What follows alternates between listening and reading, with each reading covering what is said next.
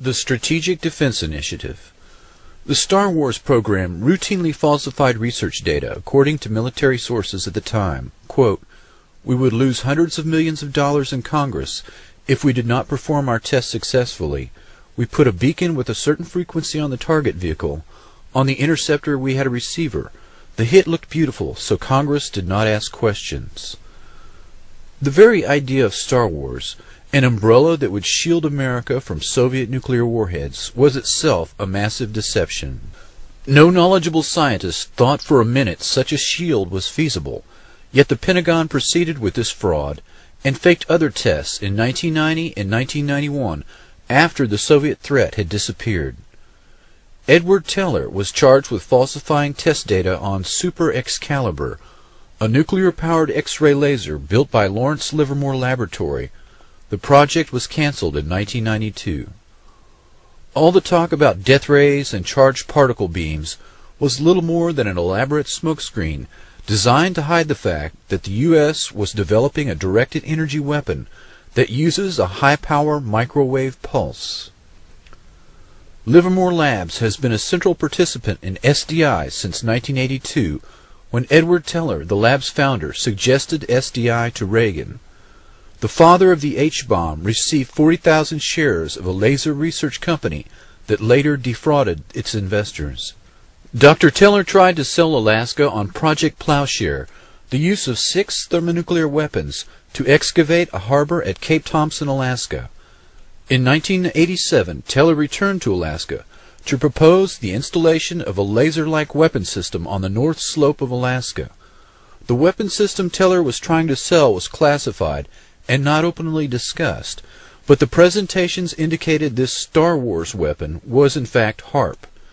In 1995, Congress killed funding for Star Wars, but Haarp continues as the ultimate SDI radio frequency radiation weapon. The Reagan administration intensified the push into electromagnetic weapons development under Project Sleeping Beauty. A scientist working for the Army's Ballistic Defense Command complained to the House Government Operations Committee that as much as half of the entire SDI budget had disappeared into classified projects. Suddenly there was a threat to this world from some other species, from another planet, outside in the universe.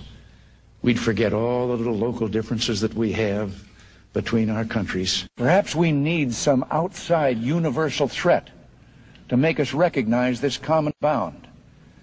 I occasionally think how quickly our differences worldwide would vanish if we were facing an alien threat.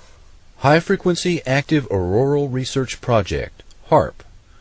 30 miles from Fairbanks, Alaska, is the real focus of anti-missile defense that SDI was purported to be, and much more.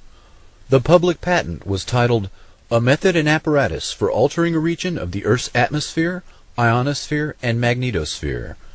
Dr. Bernard Eastland, a physicist who holds a patent for the fusion torch, and also holds a dozen others related to HAARP that were eventually purchased by E-Systems and Raytheon.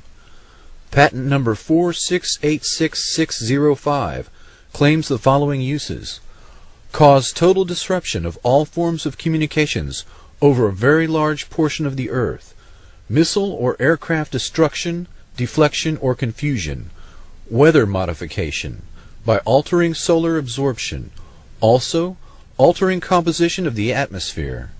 This patent was classified by the Navy under National Security Order in 1987, but other public patents exist for purposes of power beaming systems, artificial ionospheric mirror composed of a plasma layer, creation of artificial ionizing clouds above the Earth, defense system for discriminating between objects in space, nuclear-sized explosions without radiation.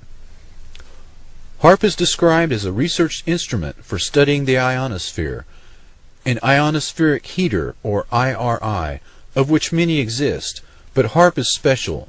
The ability to focus energy and the unprecedented amount in gigawatts, billions of watts, makes it literally millions of times more effective at heating the region about 120 miles above the Earth's surface. The atmosphere has most of its density below 30 miles altitude. The ionosphere is the very thin layer above that absorbs dangerous ultraviolet radiation and makes life possible on Earth. There is very little mixing normally between the two layers, but disturbances in the ionosphere translate to changes in weather, such as normally occurring sunspots and the solar wind. The main idea behind Haarp is the ability to direct electrons along the naturally occurring magnetic field lines of the Earth and accelerate them to near the speed of light to form a protective shell of highly excited particles that not only block communications worldwide, but destroy missiles in their trajectory as they descend from space.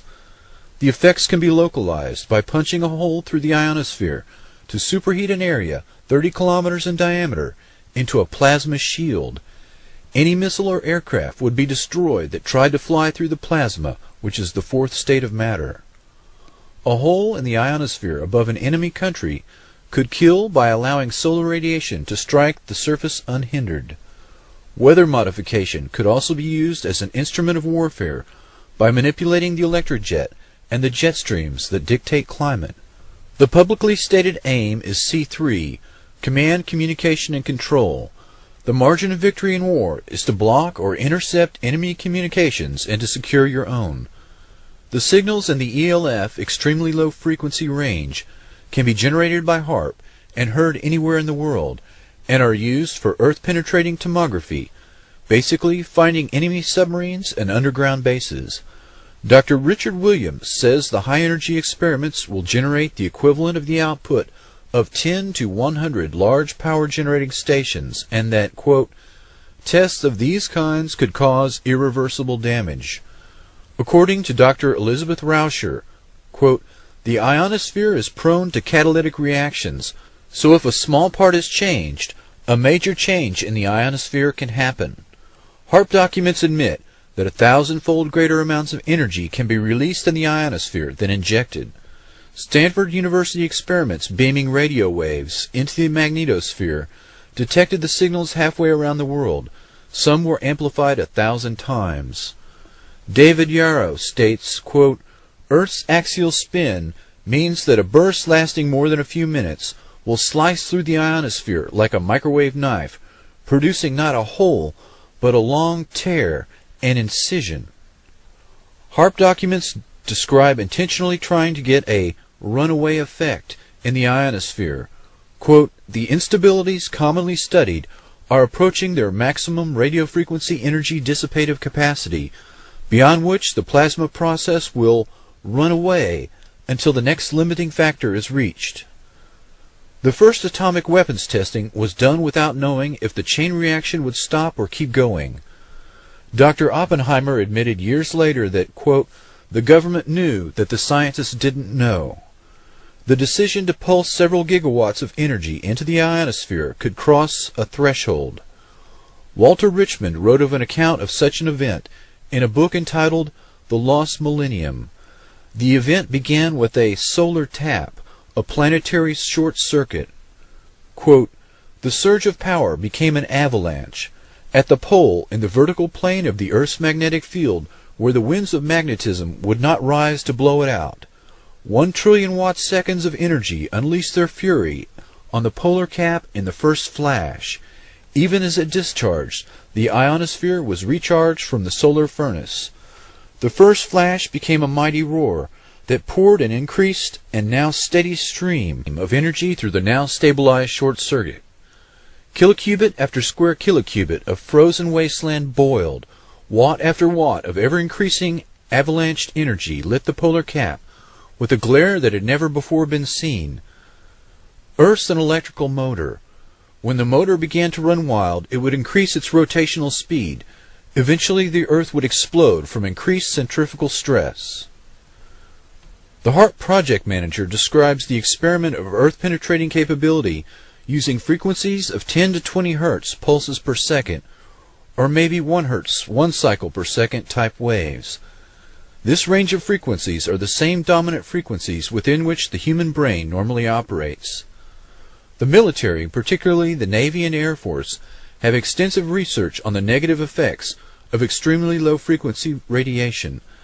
These effects have been well documented, but the government easily deflects public concern by playing down the effects and minimizing the risks. This is the same method used for other military systems, including nuclear weapons tests, LSD experiments, and radiation experiments, all carried out on unknowing subjects under the guise of national security. The environmental impact statement has been falsified as to the true nature of the weapon system, its capabilities, and its possible fallout.